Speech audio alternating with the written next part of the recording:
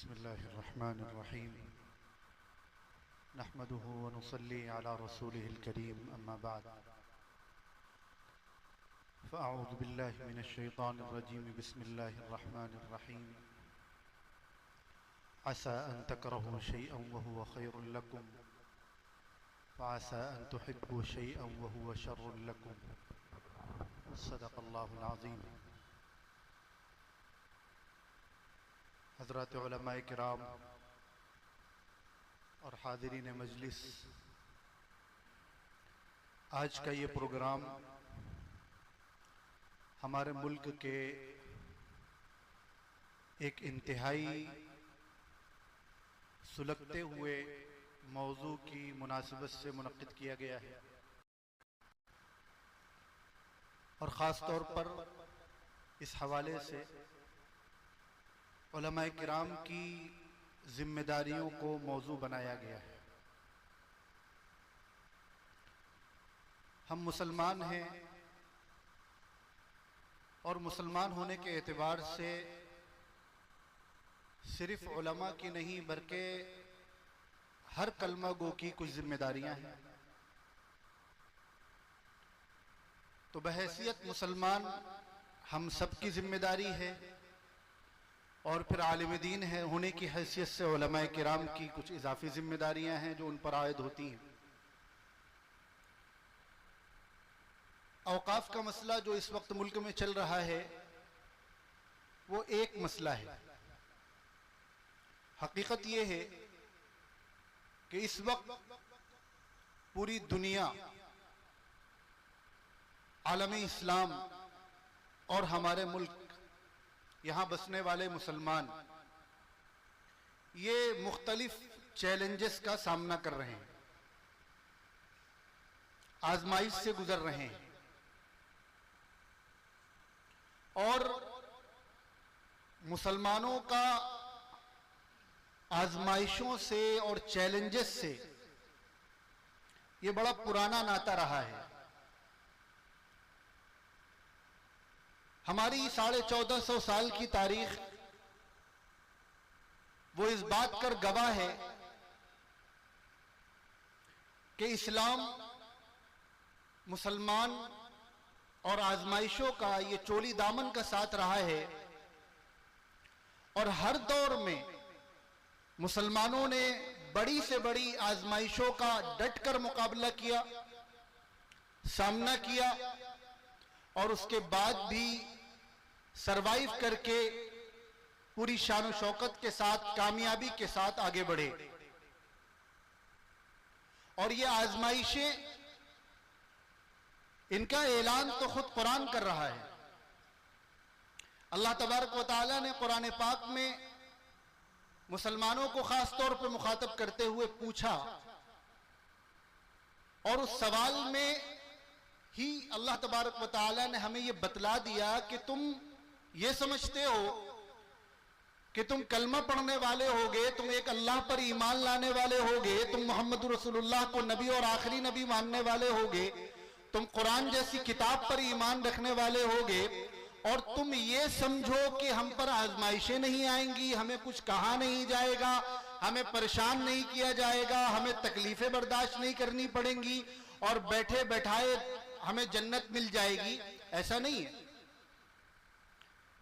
और अल्लाह ताला का एक निजाम है, अल्लाह ताला की एक सुन्नत है कि अल्लाह ताला अपने पसंदीदा बंदों को आजमाते हैं। अल्लाह ताला के महबूब और बरगुज़ीदा पैगंबर जलीलुल क़द्र नबी सैयदना हजरत इब्राहीम अलैहिस्सलाम का वाक़िया हर मुसलमान ने सुना है। हजरत इब्राहीम अलैहिस्सलाम वो नबी हैं जो अल्लाह के दोस्त हैं, खलील हैं, जिन्हें अल्लाह ने अपना दोस्त फरमाया है और ऐसे जलीलुल क़द्र नबी हैं जिनसे अल्लाह ने अपना घर तामीर करवाया है और कुरान पाक में तफसील से उसका तज़किरा फरमाया है। ऐसे जलीलुल क़द्र नबी हैं जो खुद नबी हैं, जिनके दोनों बेटे नबी हैं, जिनके पोते नबी हैं, जिनके पड़पोते नबी हैं और जिनकी नस्लों में बड़ी तादाद में अंबिया किराम तशरीफ लाए हैं, वो अल्लाह के जलीलुल क़द्र पैगंबर। लेकिन क्या हमने नहीं पढ़ा, हमने नहीं सुना कि उनको दीन की खातिर अपना घर भी छोड़ना पड़ा, उनको आग में भी डाला गया, उन्हें अपने बीवी बच्चों को मक्के के उस सहरा में, जब वहां कुछ भी नहीं था, वहां छोड़ना पड़ा।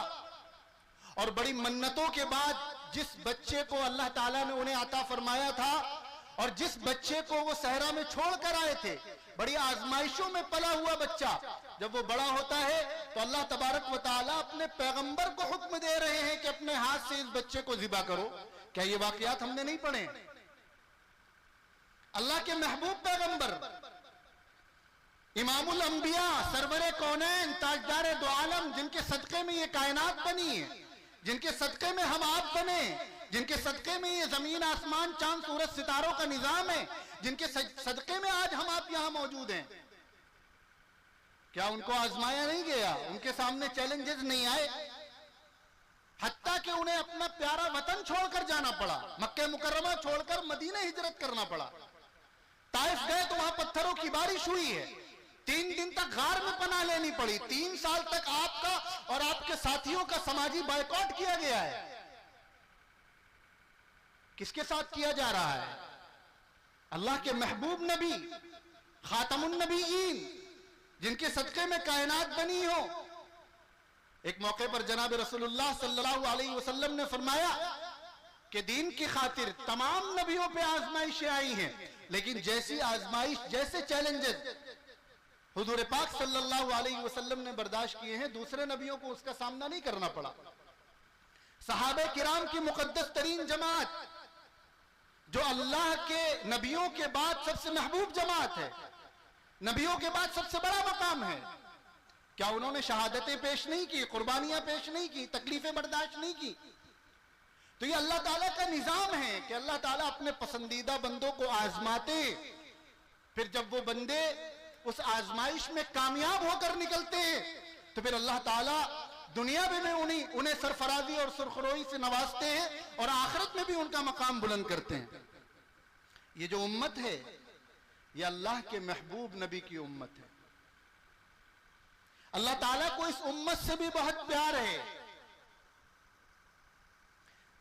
ये जो चैलेंजेस हमारे सामने हैं, आजमाइशें हैं, ये हमारे दर्जात को बुलंद करने के लिए हैं, हमें मजबूत बनाने के लिए हैं। इस उम्मत से बहुत बड़ा काम लिया जाने वाला है, तैयार किया जा रहा है। तो सबसे पहले तो हमें ये बात समझ लेनी चाहिए कि इस वक्त जिन हालात को हम फेस कर रहे हैं, जिन हालात का हम सामना कर रहे हैं, वो हमारे लिए कोई बहुत बड़ी चीज नहीं है। इससे ज्यादा सख्त तरीन हालात का इस उम्मत ने सामना किया है और आने वाले दिनों में इससे ज्यादा सख्त तरीन हालात का और चैलेंजेस का हमने सामना करना है। तो ज़हनी तौर पर हमें इसके लिए तैयार होना चाहिए। दूसरी बात जो मुझे अर्ज करनी कि ये प्रोग्राम उलमाए किराम की जिम्मेदारियों के हवाले से मुनक्किद किया गया है, उसका एक मखसूस उन्वान है जिस पर और हज़रात भी गुफ्तगू करेंगे। लेकिन बतौर मुसलमान हर कलमा गो की क्या जिम्मेदारी है? अल्लाह तबारक व तआला ने हमें आपको सिर्फ अपने लिए पैदा नहीं किया है, सिर्फ मुसलमानों के लिए पैदा नहीं किया, सिर्फ किसी खास तबके के लिए पैदा नहीं किया, बल्कि कुरान करीम में हमारा खालिक, हमारा मालिक क्या कह रहा है? कुंतुम खैरा उम्मा, ऐ मुसलमानों तुम बेहतरीन उम्मत हो, उखरिजत लिन्नास, तुम्हें तमाम इंसानों के फायदे के लिए भेजा गया है, तुम्हें तमाम इंसानों की भलाई के लिए भेजा गया है। तो इस हवाले से हर मुसलमान की ये जिम्मेदारी बनती है कि वो इन हालात का सामना करने के साथ साथ अपनी इस जिम्मेदारी को महसूस करे कि बहैसियत इंसान, बहैसियत मुसलमान, जहां एक तरफ हमारी ये जिम्मेदारी है कि हम अच्छे मुसलमान बने, अपने खालिक और मालिक के हुकूक को अदा करें, लोगों के हुकूक को अदा करें, वहीं साथ साथ ये बात भी हमारे आपके जहनों में रहनी चाहिए कि हमें पूरी इंसानियत के नफा के लिए भेजा गया है। अगर वक्ती हालात के तहत किसी गलतफहमी की वजह से या और किसी वजह से कोई हमारा दुश्मन बनने की कोशिश कर रहा है, कोई हमें परेशान करने की कोशिश कर रहा है, तो हम उसका जवाब दुश्मनी से नहीं देंगे। हम उखरिजत लिन्नास, ये हमारी जिम्मेदारी है। डॉक्टर के पास अगर मरीज आता है, डॉक्टर उससे परेशान नहीं होता, डॉक्टर उसका कोई अगर मेंटल हेल्थ का मरीज डॉक्टर के पास आए और डॉक्टर को परेशान करे तो यह डॉक्टर उसको भगा देगा, उसका इलाज करेगा, उसके प्यार से बात करेगा।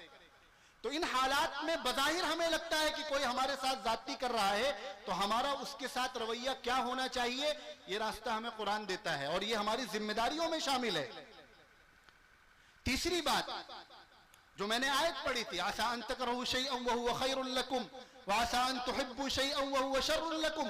अल्लाह तबारक व तआला फरमाते हैं कि बसा औकात ऐसा होता है कि किसी एक चीज को तुम नापसंद करते हो, तुम्हें वो चीज अपने लिए नुकसानदेह लगती है, तुम उसमें परेशान होते हो, लेकिन तुम्हें नहीं मालूम कि उसमें अल्लाह ताला ने तुम्हारे लिए कोई खैर पोशीदा कर रखा हो, कोई भलाई पोशीदा कर रखी हो।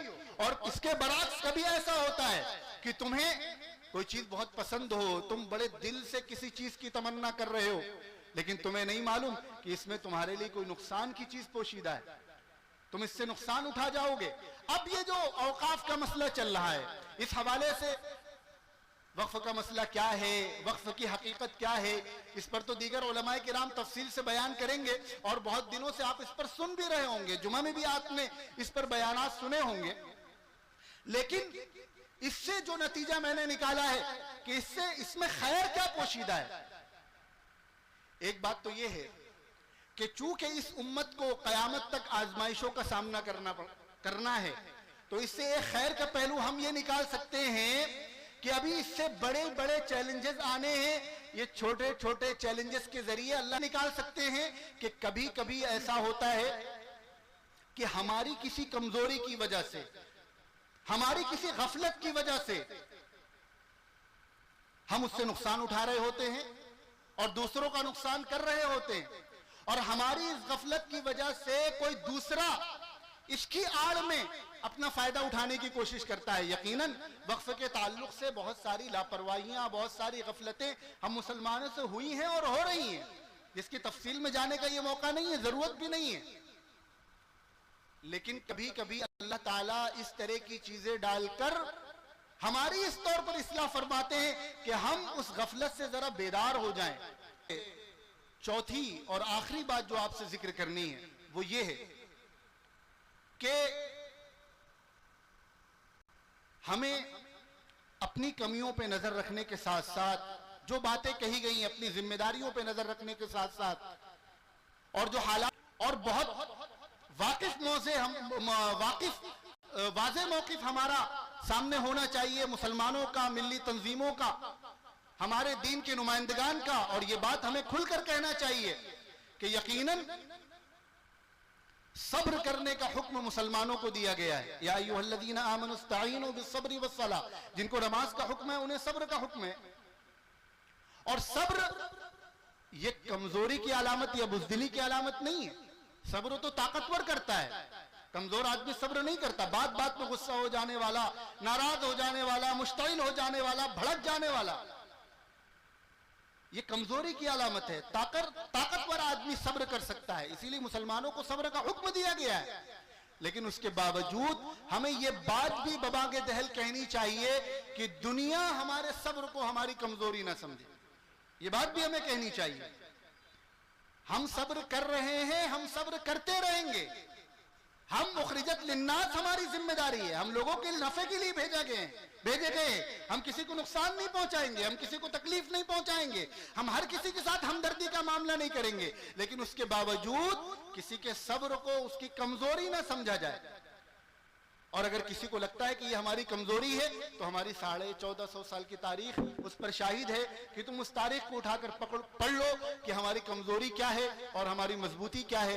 बहरहाल अचानक मुझे हुक्म दिया गया कि तुम्हें हजरत से पहले बोलना है, तो मेरे लिए यकीनन ये एक तरह से ये बड़ी सआदत की भी बात थी और दूसरी तरफ ये मेरे लिए बहुत बड़ा मसला भी था कि मैं हजरत के सामने बोलूं क्या।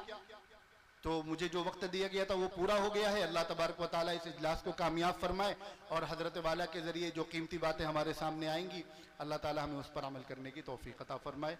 व आखिरु दावाना अनिल हम्दुलिल्लाहि रब्बिल आलमीन।